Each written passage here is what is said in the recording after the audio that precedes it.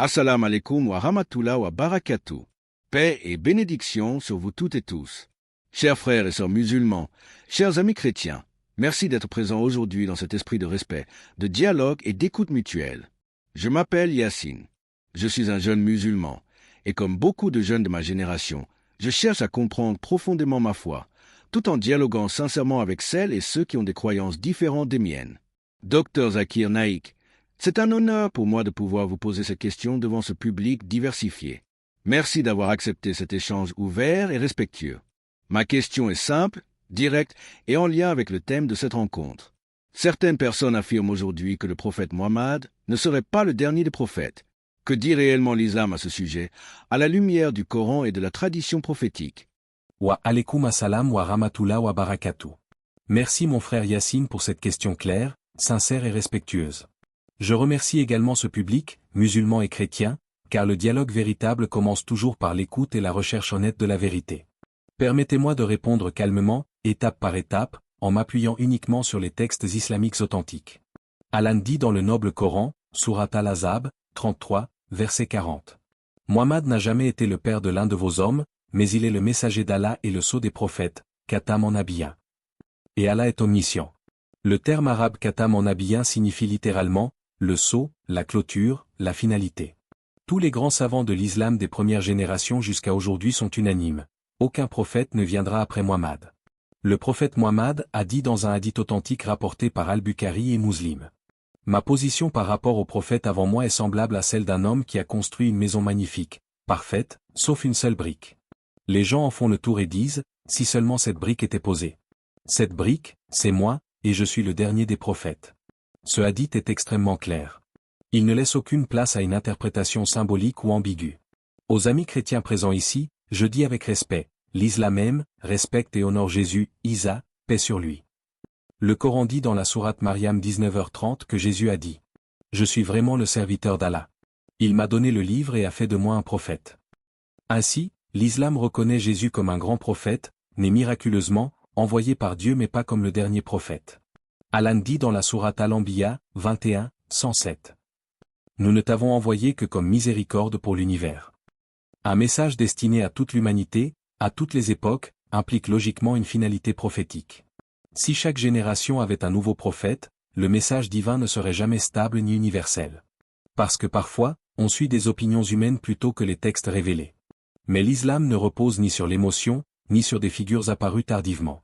Il repose sur le Coran et la Sunna authentique. Permettez-moi maintenant d'aller un peu plus en profondeur, car cette question ne touche pas seulement à l'islam, elle touche à la logique même de la révélation divine. Quand Allah envoie des prophètes, il ne le fait jamais au hasard. Chaque prophète vient avec un message précis, pour un peuple précis, dans un contexte précis. Le Coran nous apprend une chose essentielle dans la sourate Al-Baqarah 2, 136. Dites, nous croyons en Allah, à ce qui nous a été révélé, à ce qui a été révélé à Abraham, Ismaël, Isaac, Jacob et aux tribus, à ce qui a été donné à Moïse, à Jésus, et à ce qui a été donné aux prophètes de la part de leur Seigneur. Nous ne faisons aucune distinction entre eux. Remarquez bien, ne pas faire de distinction entre les prophètes ne signifie pas qu'ils ont tous la même mission temporelle. Cela signifie que nous les respectons tous, que nous croyons en tous, mais que leur rôle s'inscrive dans une continuité. Moïse, paix sur lui, n'était pas le dernier. Jésus, paix sur lui, n'a jamais dit explicitement qu'il serait le dernier. Muhammad, lui, l'a affirmé clairement. Et maintenant, j'aimerais m'adresser avec respect à mes frères chrétiens ici présents. Dans l'Évangile selon Jean, chapitre 16, versets 12 à 13, Jésus dit selon la Bible. J'ai encore beaucoup de choses à vous dire, mais vous ne pouvez pas les porter maintenant. Quand l'Esprit de vérité sera venu, il vous conduira dans toute la vérité. Posez-vous une question simple, si toute la vérité était déjà donnée à ce moment-là, pourquoi annoncer une guidance future? L'islam affirme que cette guidance finale est le Coran, un message universel, préservé, transmis publiquement, mémorisé par des millions de personnes. Et c'est là un point crucial. Le Coran n'est pas seulement un livre spirituel. C'est un texte récité, mémorisé, transmis collectivement, depuis plus de 14 siècles, sans rupture. Allah dit dans la sourate Al-Hijr, 15h9. C'est nous qui avons fait descendre le rappel, et c'est nous qui en sommes gardiens. Si le message est préservé par Dieu lui-même, alors il n'a plus besoin d'être corrigé, complété ou remplacé par un nouveau prophète. Maintenant, certains disent, mais Dieu peut toujours envoyer un autre prophète s'il le veut. Bien sûr. Allah est tout-puissant. Mais la question n'est pas ce que Dieu peut faire. La question, ce que Dieu a déclaré avoir fait. Et Allah a déclaré que Muhammad est le sceau des prophètes. Le prophète a même averti sa communauté, dans un hadith authentique rapporté par Muslim. Il apparaîtra, avant l'heure, des menteurs et des imposteurs, chacun prétendant être prophète, alors que je suis le dernier des prophètes. Il n'y aura pas de prophète après moi. Pourquoi prévenir contre de faux prophètes si la porte de la prophétie restait ouverte? Cette parole montre deux choses. La prophétie est clôturée. Les prétentions humaines, elles, continueront.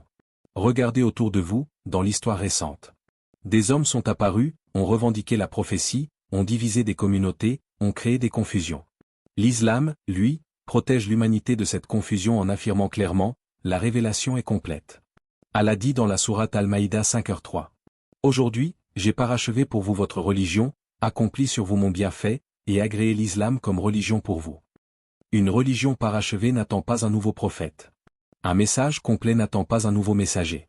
Et pourtant, cela ne signifie pas fermeture du cœur, arrogance ou rejet de l'autre. Au contraire. Le Coran nous appelle au dialogue, pas à la domination. Dans la sourate Al-Imran 3, 64, Allah dit. Aux gens du livre.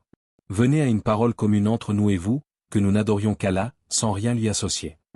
Voilà le terrain commun. Un seul Dieu. Une même source divine.